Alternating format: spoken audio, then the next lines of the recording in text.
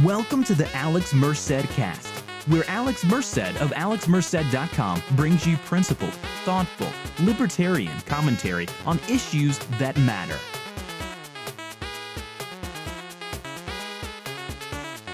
Hey everybody, this is Alex Merced from alexmerced.com, and you're listening to the Alex Merced Cast. Now again, this is part of our series of bonus Monday episodes, and if you guys are really enjoying the content on these bonus Monday episodes, please do consider subscribing as a patron over there at patreon.com/Alex Merced, whether it's $1, $5, $10 a month. It all goes to help as we're going to reassess sort of what's going on with the podcast and many of my other liberty projects at the end of June. And it's going to be dependent on sort of my ability to financially, how feasible it is financially for me to keep kind of doing the output that I have as I'm going through some transitions in life, which we'll talk more about at a later juncture. But so please do consider that. It does help. It does matter. Going over to patreon.com/Alex Merced and becoming a subscriber, it gives you access to the Discord group, and we'll be giving other perks as we go along. Now, today what I want to talk about is polarization and why polarization matters. Because a lot of times people in politics, their focus is, I want to promote my ideas, and I don't care if people are upset by hearing my ideas. I don't care. Now, there's a couple of reasons why that's a bad way to approach it. I mean, one is generally if you make people upset, they're not listening to you, and they're less likely to embrace your ideas. But not just that, oftentimes you actually push them further away. You polarize. So oftentimes, saying that trying to push people too much ends up pushing them further in the opposite direction. This is kind of what's going on in the country right now as a whole.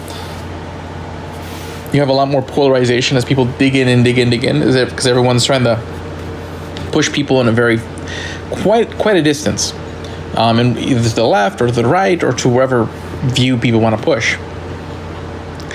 But polarization really has, and it's not just that, but it's also just the nature of politics. Because the nature of politics is to win an election, you need 51%. So you can upset, anger, be mean to 49% of the population and still retain power. And that's what politics oftentimes reduces down to. It's just, how can I get 51% to hate, resent, or be scared of the other 49% enough to vote for me against them. Okay, it's never about, I want to have everybody on the same page, because you're never going to be able to please everybody enough to exceed what someone can please 51% of the people, in a sense. Okay, so I can theoretically imagine a scenario where, hey, everyone at the table is happy to an extent. They have something they can live with, yes. But the value they get out of that scenario is going to be less than the value they get if the person who caters to just 51%, so decides to be willing to unplease, let's say 49% of the people, the value they'll get in that scenario. Okay, so it's just sort of natural, sort of the rational irrationality of politics. Okay, where basically, it creates this incentive to maximize the value for something, to create this coalition that subjugates another. So that means and the thing is that I only need you to vote for me for one moment, so it's much easier to use fear than hope. Okay, because hope requires me to give you a vision of the future and how good the future can be. That's powerful, but even more powerful is what you can lose right now. So there's a lot of behavioral studies that say people are much more willing to act on losing something than they are on getting something. So a message of fear is going to be much more powerful in the short run than a message of hope. And this is why candidates oftentimes focus on fear, on the horrible things that are going to happen to you if the other candidate wins. And their supporters who are horrible people for voting for that person. And you don't want to be a horrible person, so don't vote for them. Don't even talk to them. Don't look at them. And this creates sort of a division society. Now, this is great for the purposes of winning elections. You sit there and you create these divisions, and your voters are your voters. So even if you don't necessarily do all the things you say, as long as they think the other person would have done things that are worse, you're good. And that's the nature of sort of electoral politics. Okay, this is very different than sort of market democracy, in a sense where basically me choosing happens on a daily basis. Me choosing McDonald's happens on a daily basis, and they mess up on one transaction, I don't go to them for the next.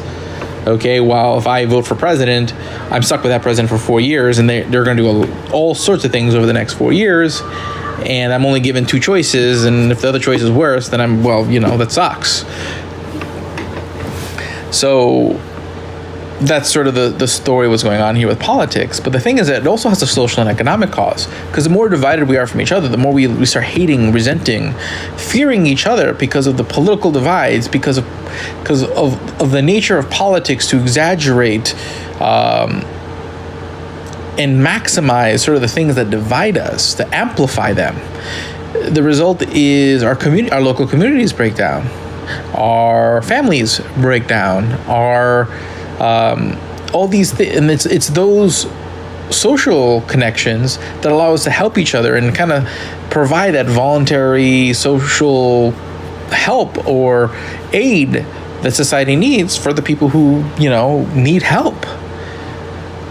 And then that hurts, and also hurts economically, because we're less willing to do business with each other. We're less willing to help each other. We're less willing to converse with each other.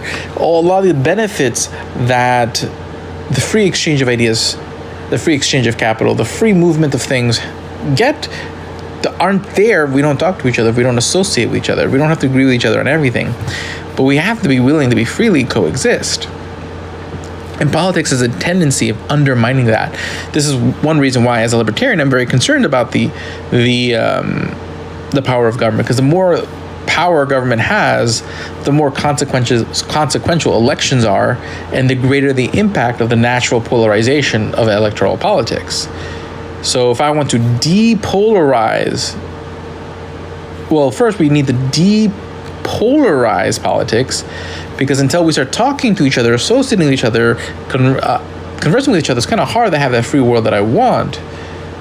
But also at the same time, things will only depolarize if electoral politics becomes something that people don't need to pay attention to, if it becomes less consequential, and that will only happen with less government power. So this is, to me, like a very practical, a very high level reason why, even if you're not like a libertarian through and through with me, who just really loves free markets and really believes in free people, that limiting of governments to limit polarization, I think, is a very compelling reason to understand as a major benefit sort of to the libertarian program of sort of limiting government, getting government out as many things as possible.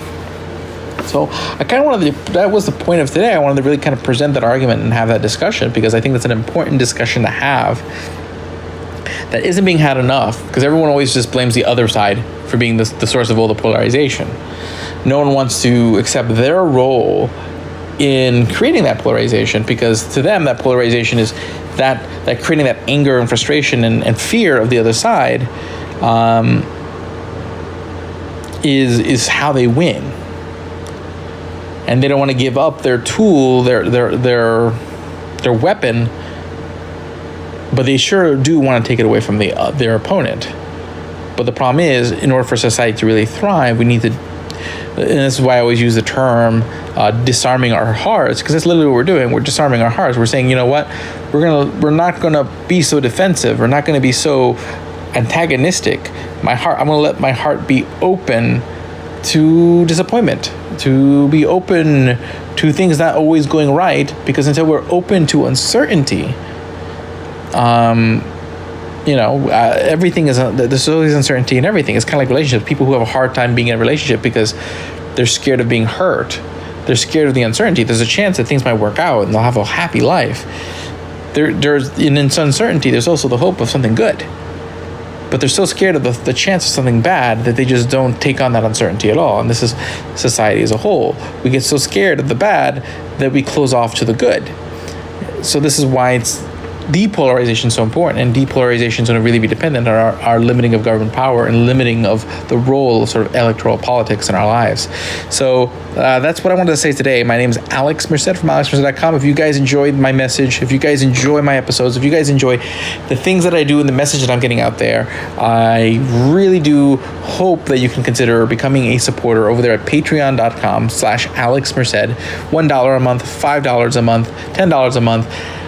the goal is to show if anything, at least $1 a month, just so that way I can know you're out there. I know the still supporters are out there. I know that they want me to keep doing what I'm doing, and I would appreciate that very much. And it does go a long way. It does make a difference. I'll talk to you guys soon. Thank you very much. Thank you for listening to the Alex Merced Cast. Learn more at alexmerced.com, libertarian101.com, and libertarianwingmedia.com. Follow Alex Merced on Twitter, Instagram, and Facebook.